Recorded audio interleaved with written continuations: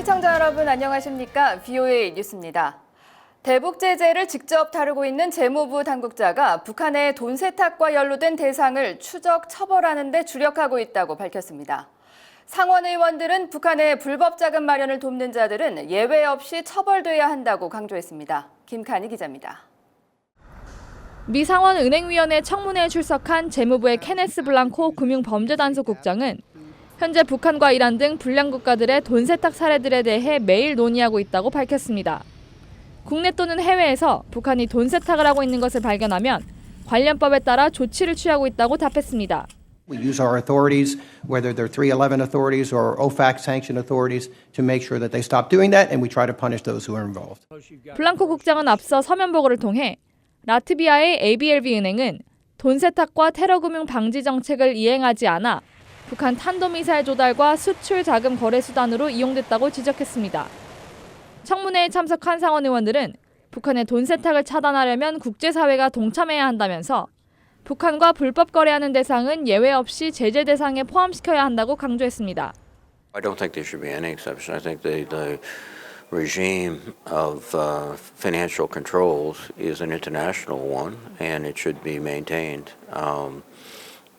Because again, we have not seen some of the behaviors when it comes to nuclear policy from North Korea. 돈 세탁 방지를 위한 중국의 협조가 필수적이라는 지적도 나왔습니다.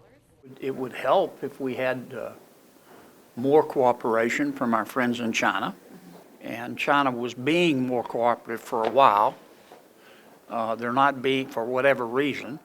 상원 의원들은 북한의 돈 세탁은 점점 심각해지고 있다면서 해법은 대북 압박 기조를 계속 이어가는 것이라고 강조했습니다. VOA 뉴스 김칸입니다. 미 국무부가 늦춰지고 있는 미국 고위급 회담과 관련해 시간표에 제약받지 않겠다는 입장을 밝혔습니다. 에드마키 상원 의원은 중국은 미국의 대북 압박 캠페인을 약화시키고 있다고 지적했습니다. 박승혁 기자입니다. 미 국무부가 정례 브리핑을 통해 미북 고위급 회담에 대한 입장을 다시 밝혔습니다. 북한 측과의 만남을 기대한다면서도 서두르지 않겠다는 것입니다. 대화는 진행하되 미국의 대북 정책은 바뀐 것이 없다고 강조했습니다. The Secretary and the President have been clear.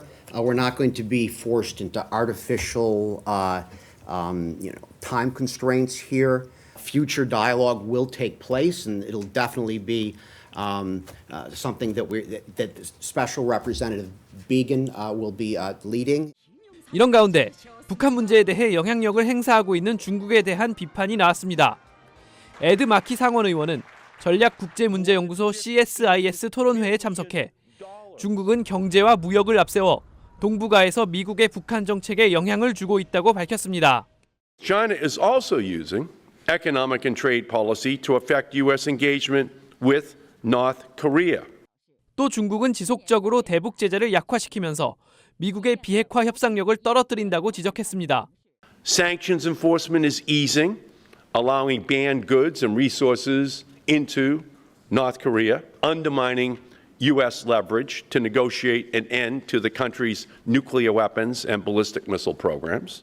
마키 의원은 또 중국이 미국과의 군사동맹을 강화했다는 이유로 한국에 막대한 경제 압력을 가했다며 미국의 동맹들을 위협하고 있다고 지적했습니다. VOA 뉴스 박승혁입니다. 북한의 해커들이 최근 가상화폐를 보유한 개인들을 집중 공격하고 있다고 홍콩 언론이 보도했습니다. 보도에 따르면 북한 해커들은 지금까지 가상화폐 거래소나 금융기관을 해킹했지만 이들 기관들의 보안이 강화되면서 공격 대상을 보안이 취약한 개인으로 옮기고 있습니다. 사이버 보안업체 큐브피아는 지난 4월 이후 북한 해커들이 가상화폐 보유 개인을 공격한 사례가 100건을 넘을 것으로 추정했습니다. 유엔 안보리가 국제 지원단체들의 대북 제재 예외 요청을 탄력적으로 받아들이는 분위기라고 국제 적십자 적신월사 연맹 IFRC가 밝혔습니다. IFRC 측은 관련된 VOA의 질문에 이같이 답하면서 최근 유엔 주재 스웨덴 대사가 직접 북한 내 인도 지원 실태를 파악하기도 했다고 전했습니다. 대북제재위원회는 지난 9일 북한 반입 허용 인도주의 물품을 공개했으며 세계식량기구 FAO는 올해 2건의 제재 예외 요청 승인을 확인했습니다.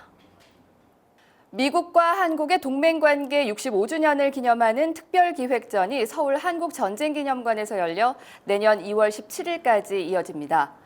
동맹의 길에서 만나는 평화라는 주제로 개막한 이번 기획전은 정전협정 체결 뒤 어려웠던 국가 재정비 상황을 보여주는 1953 결단의 길과 동행길 65년 그 위대한 여정, 한미동맹의 숨은 주역들 등 3개 주제로 구성됐습니다.